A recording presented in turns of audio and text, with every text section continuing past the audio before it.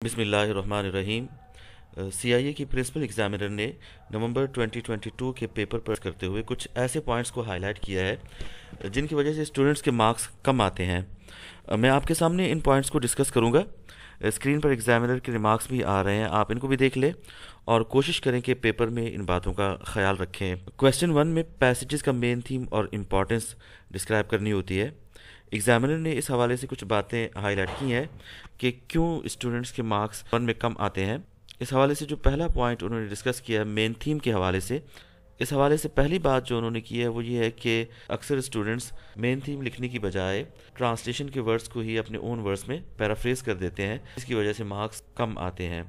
दूसरा पॉइंट उन्होंने ये लिखा है कि confusing the themes of different passages, Allah in himself, Allah's relation with humanity, Allah's relationship with the messengers, in themes में बच्चे कंफ्यूज हो जाते हैं और थीम्स को आपस में मिक्स कर देते हैं। मिसाल के तौर पे अल्लाह इन हिमसेल्फ पे बात करनी होती है आपको, तो बहुत से बच्चे इसमें अल्लाह के एट्रीब्यूट्स बताते जाते हैं और ऐसे एट्रीब्यूट्स भी बता देते हैं जो कि पैसेज में मेंशन नहीं होते। तो आपको इस बात का ख्याल रखना है कि आपने मेन थीम को प्रॉपरली हाईलाइट करना है। अल्लाह इन हिमसेल्फ है तो आपको बताना है कि Allah's essence is beyond human perception, that's why Allah introduce himself through his unique attributes, और फिर वो एट्रीब्यूट्स बताने हैं जो कि इस पैसेज में गिवन है। इसी तरह अल्लाह's रिलेशनशिप विद ह्यूमैनिटी और मैनकाइंड, इसमें आपको रिलेशनशिप को हाईलाइट करना है, एट्रीब्यूट्स को हाईलाइट नहीं करना। बहुत से बच्चे इसमें अल्लाह के एट्रीब्यूट्स बताते जाते हैं लेकिन रिलेशन को हाईलाइट प्रॉपरली नहीं करते। आपको इसमें रिलेशनशिप को हाईलाइट करना है कि how Allah is loving, caring, protecting, guiding human beings, इस तरह आपको रिलेशनशिप को बयान कर। तीसरा पॉइंट उन्होंने क्या कि बच्चे कॉमन थीम याद कर लेते हैं, अल्लाह ताला के एट्रीब्यूट्स याद कर लेते हैं। मिसाल के तौर पे अल्लाह हिमसेल्फ के ये या तौहीद को बयान करते हैं अल्लाह हिमसेल्फ में। एग्जामिनर ये कहना चाह रहे हैं कि आप प्रॉपरली मेन थीम को बताएं।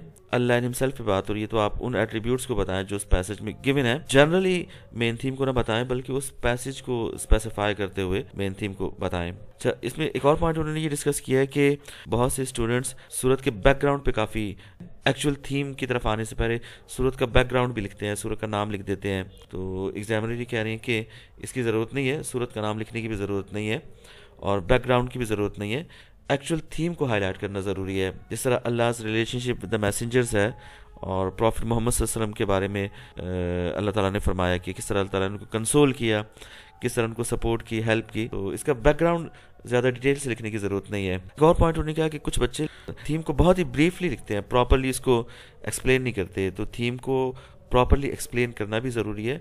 बहुत ब्रीफ लिखने से भी आपके मार्क्स कम हो सकते हैं। पार्ट बी के हवाले से बात करते हुए एग्जामिनर ने कहा है कि पार्ट बी में चूंकि इंपॉर्टेंस बयान करनी होती है तो बहुत से बच्चे क्वेश्चन की एक्चुअल डिमांड को नहीं समझ पाते, क्वेश्चन के बी पार्ट में भी मेन थीम्स बताना शुरू कर देते हैं। तो बी पार्ट में आपको इस बात का ख्याल रखना है कि आपको उस थीम्स की प्रैक्टिकल लाइफ में इंपॉर्टेंस बतानी है, उसी थीम को आपको रिपीट नहीं करना।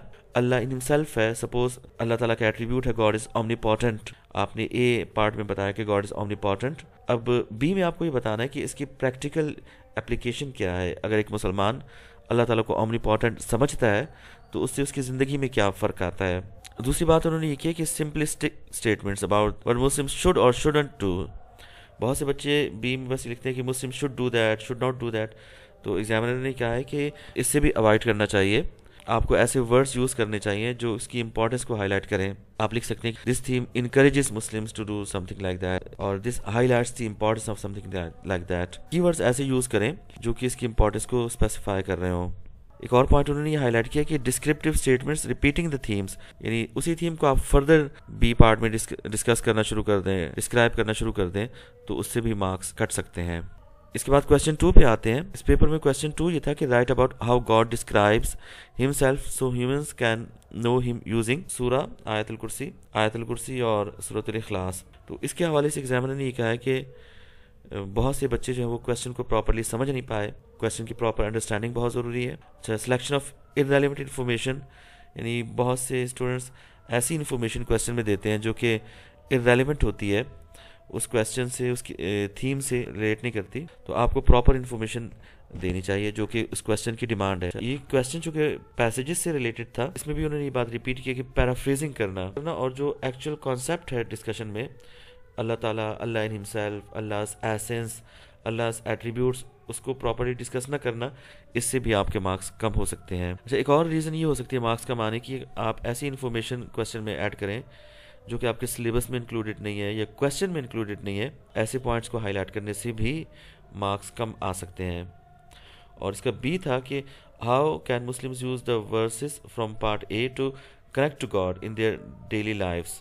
इसमें भी उन्होंने ये बात हाईलाइट की कि सिंपलिस्टिक स्टेटमेंट्स देने से भी मार्क्स कम आते हैं। आप कोई स्टेटमेंट दे रहे हैं तो उसको फर्दर एलोबरेट करें कि इस स्टेटमेंट में जो बात आप कह रहे हैं उसको कैसे एक मुसलमान आज के टाइम में, आज के दौर में इसको अपनी प्रैक्टिकल लाइफ में अप्लाई कर सकता है। और इसमें एग्जांपल्स पूछी हैं तो वैलिड एग्जांपल्स दें, ऐसी एग्जांपल्स दें जो कि प्रैक्टिकल लाइफ में आज के दौर में रेलेवेंट है। क्वेश्चन 3, 4, 5 लाइफ ऑफ प्रॉफिट और फर्स्ट इस्लामिक कम्युनिटी से रिलेटेड होते हैं। उसके हवाले से उन्होंने ये बात की है कि इन क्वेश्चन में मार्क्स कम आने की वजह ये होती है कि sometimes students they right a very detailed background, बहुत ज़्यादा डिटेल्ड बैकग्राउंड लिखने से भी, और एक्चुअल जो क्वेश्चन में बात पूछी गई है उस पर फोकस कम होने से भी मार्क्स कम आ सकते हैं। स्केची डिटेल्स, मिसिंग डेप्थ, यानी डिटेल्स को आप प्रॉपरली लिखें और डेप्थ्स में बात करें।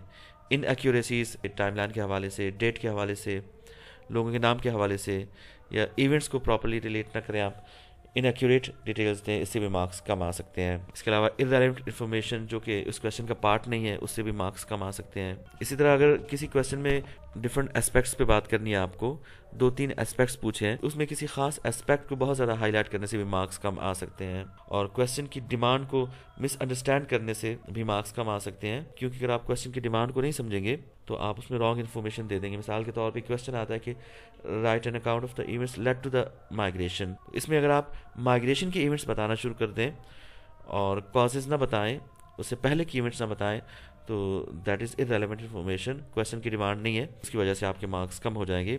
क्वेश्चन 3, 4, 5 के पार्ट बी के हवाले से बात करते हुए उन्होंने कहा है कि मार्क्स कम आने की एक वजह ये होती है कि क्वेश्चन के जो फ्रेजेस होते हैं या वर्ड्स होते हैं, स्टूडेंट्स उनको प्रॉपरली समझते नहीं हैं, समझने की कोशिश नहीं करते या ओवरलुक कर जाते हैं, जिसकी वजह से जो एक्चुअल बात पूछी गई क्वेश्चन में उसको प्रॉपरली रिप्लाई नहीं कर पाते, उसका आंसर नहीं दे पाते, जिसकी वजह से मार्क्स कम आते हैं। Answer consisting of a long list of good behaviour और ड्यूटीज ऑफ मुस्लिम्स, यानी आप ये बताना शुरू कर दें कि मुसलमानों को ये करना चाहिए, ये करना चाहिए, ये करना चाहिए, लेकिन उसको प्रॉपरली एग्जाम्पल्स दे के उसको हाईलाइट ना करें तो उससे भी मार्क्स आपके कम आ सकते हैं। और जहाँ रीजंस पूछी जाए वहाँ पे आप कम रीजंस बताएं, प्रॉपर रीजंस ना बताएं, तो उससे भी मार्क्स कम हो सकते हैं।